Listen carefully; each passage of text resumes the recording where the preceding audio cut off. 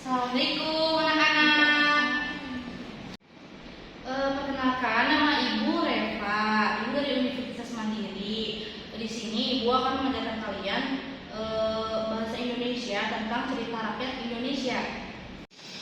Ada yang tahu nggak cerita rakyat itu seperti apa? Oh, nggak ada yang tahu kalian? Ya udah, Ibu jelasin ya. Jadi cerita rakyat Indonesia yaitu cerita yang berasal dari masyarakat Indonesia yang telah diwarisi secara lisan. Cerita ini menjadi satu set dari sikap, perilaku, dan nilai-nilai yang dimiliki masyarakat Indonesia yang terus berlanjut ke generasi seterusnya melalui tradisi kultur.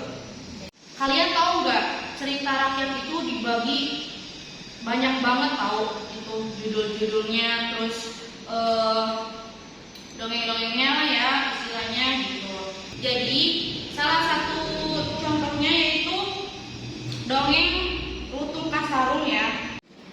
Jadi Lutung Kasarung itu adalah cerita pantun yang mengisahkan legenda masyarakat Sunda yang terinspirasi dari kisah para menak Kerajaan Galuh dan Kerajaan Sunda tentang perjalanan Sang Hyang Buruhinda dari Kahyangan yang diturunkan ke Buana Panca Tengah atau bumi dalam wujud seekor lutung atau sejenis monyet. Dalam perjalanannya di bumi, sang lutung bertemu dengan Putri Purbasari Ayuwangi yang diusir oleh saudaranya yang pendengki atau Purbararang.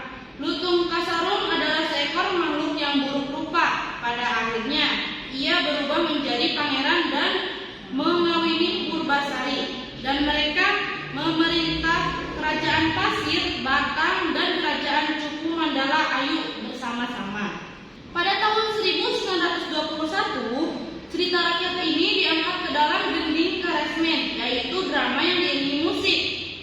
5 tahun kemudian, NV Zappa Film Company mengangkatnya ke dalam sebuah film bisu yang berjudul Lutung Kasarung yang disutradarai oleh L. Houveldorp. Film ini merupakan film pertama di Hindia Belanda. Film ini diputar dari 31 Desember 1926 sampai 6 Januari 1927 di bioskop Elit. Nah, bagaimana anak-anak? Cerita dari Ibu apakah kurang jelas? Kalau kurang jelas, Ibu akan menceritakan tentang dongeng yang lain. Contohnya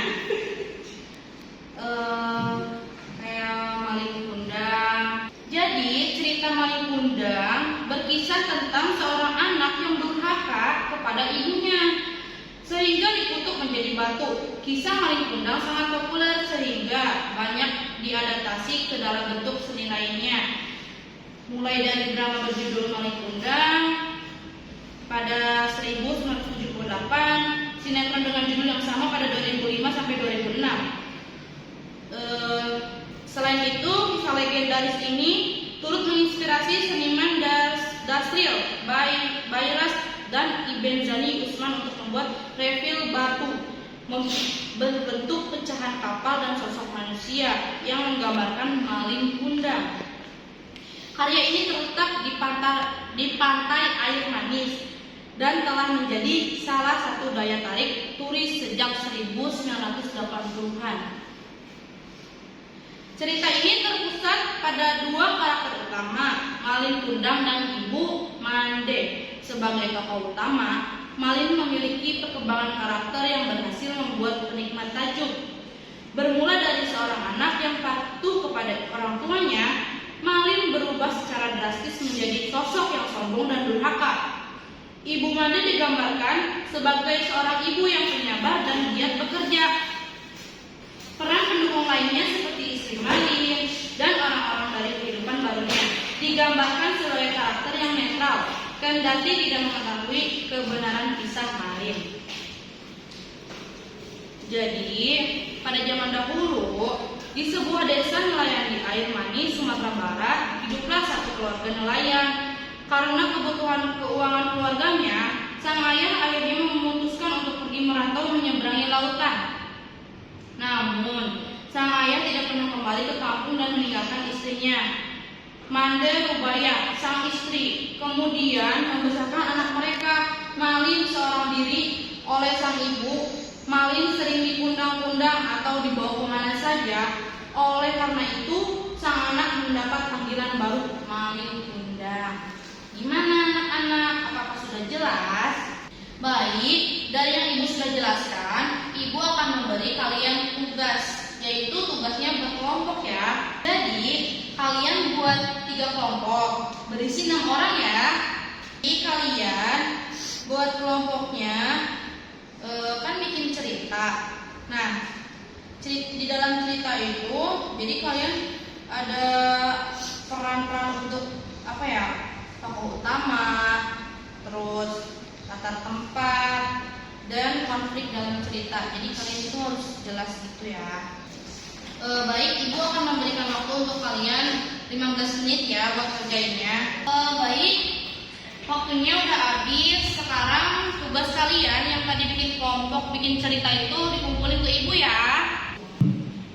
Makasih ya. Baik, mungkin sampai sini aja yang ibu paparkan ke kalian. Sekarang kalian siap-siap untuk pulang, terus berdoa ya. Dipimpin sama ibu aja ya. Berdoa dalam hati, mulai. Selesai. Terima kasih ya. Ibu pamit dulu. Wassalamualaikum warahmatullahi wabarakatuh. Ya.